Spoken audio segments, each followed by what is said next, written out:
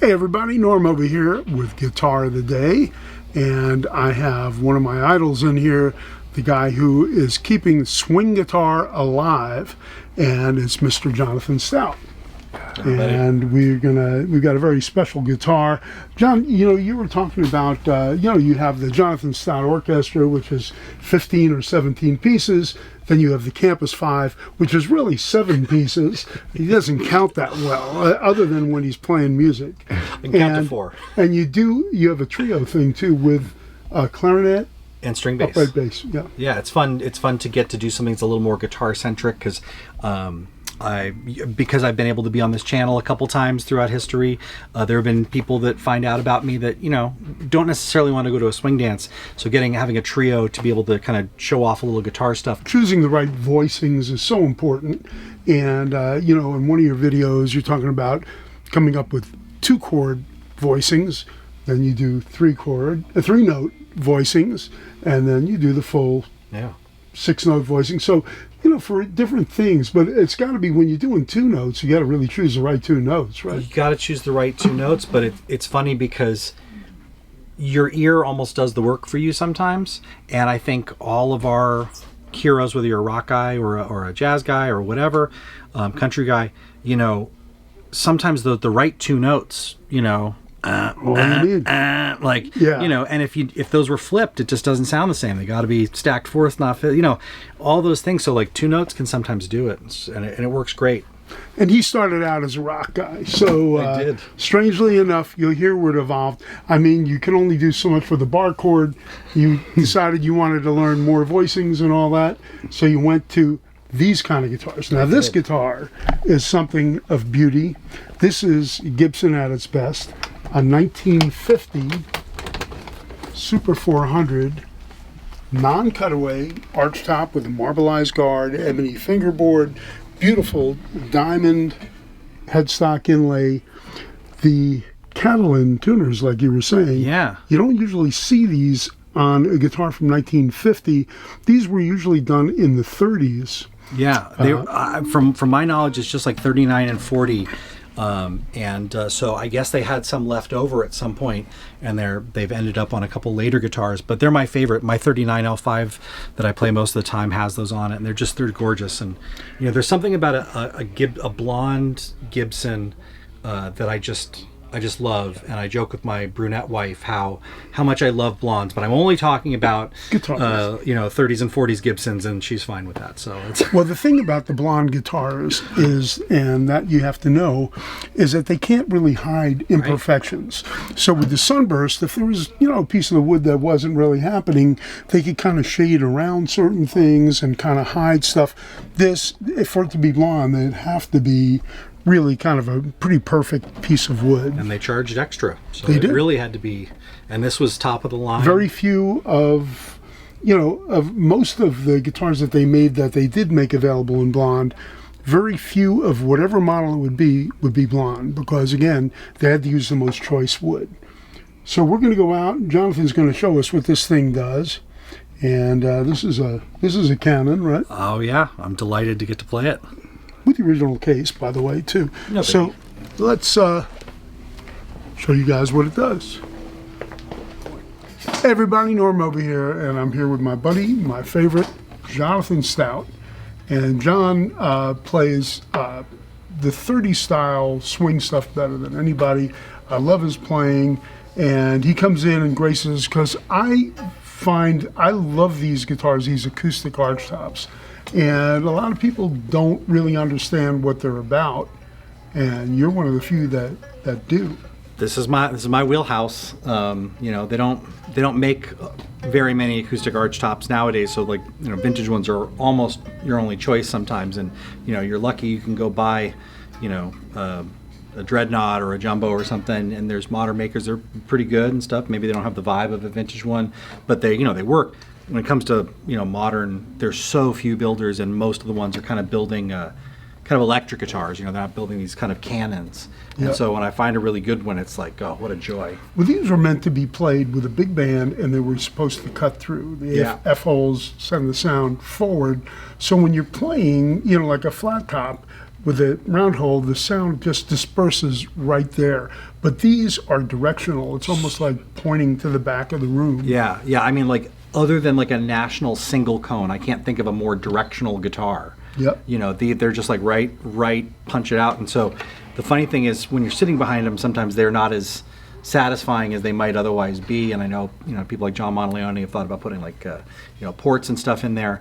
But these are just, you know, besides being really great at the thing I do, which is playing swing music and often acoustic swing music, but they're such just unbelievable works of art too, just on top of that. Beautifully made, something that they probably, I don't know if they'll ever do these things again and never be able to compare with some of the old ones. And they were meant to be played over the horn section and the string section of a big band. Yeah. And they just really cut through. So the kind of rhythm, the straightforward rhythm stuff that they do, demo a little of that.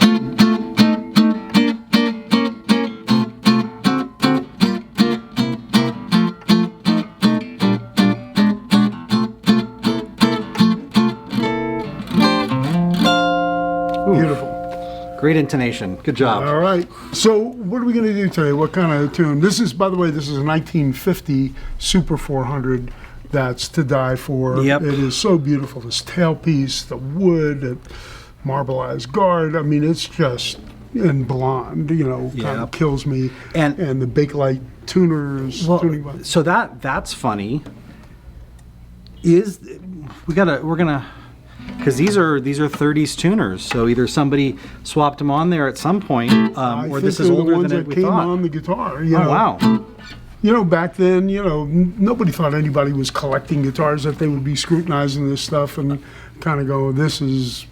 A friend of mine has a thing called the 10% rule that he applies to Gibsons of that age.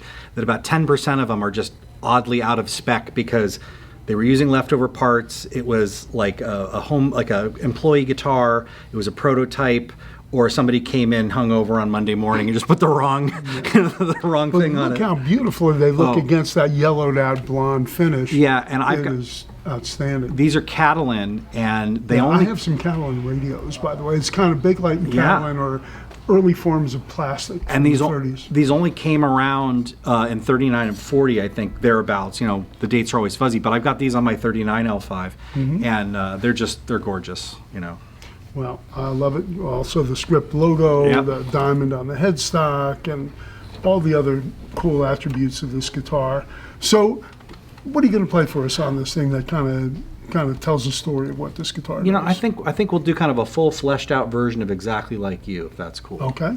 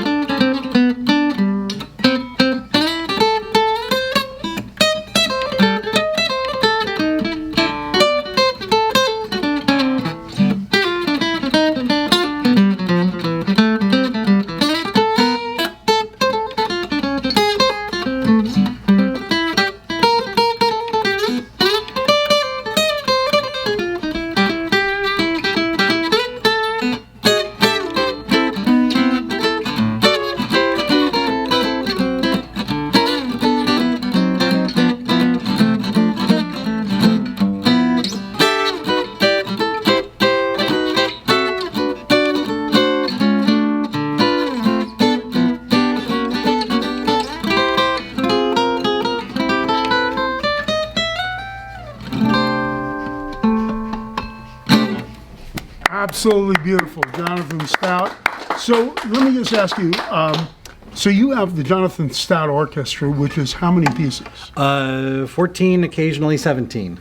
All right, and then you have the Campus 5, Yeah. which is like a 5-piece scaled-down version. You know, believe it or not, I don't ever name yourself a number in the name of the band that's not the number of people in the band, because it's me and my 5 and our singer Hillary, who's my co-band leader. So it's actually 7.